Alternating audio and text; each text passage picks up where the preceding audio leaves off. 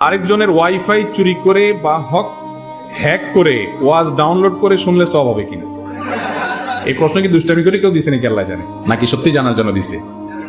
যাই হোক ভাই, আমি একটু আগেই বললাম কোনো প্রশ্নই ছোট না।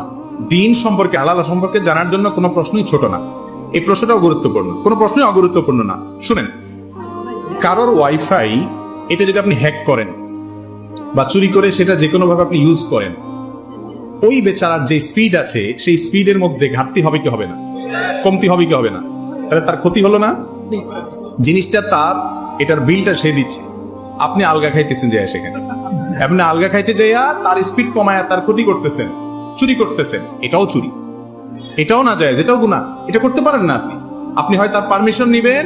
হ্যাঁ, কিছু কিছু ওয়াইফাই আছে ওপেন, এয়ারপোর্টের বিভিন্ন জায়গার পাবলিক প্লেসের অনেক ওয়াইফাই আছে, বা অনেকে ব্যক্তিগত ওয়াইফাই ওপেন রাখছে যে কারো যদি লাগে তার অসুবিধা নেই, ভিন্ন কথা।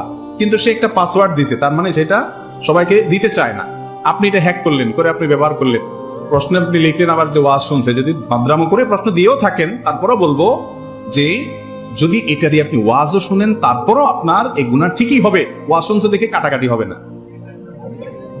একজনে গরু চুরি করে নিয়ে আসছে, আয়েশা কোরবানি দিয়ে দিছে, বলে যে চুরি করা গুনাহ আর কোরবানি করা সওয়াব, অতএব একটা কাটাকাটি গোশত খাওয়া পাওয়া।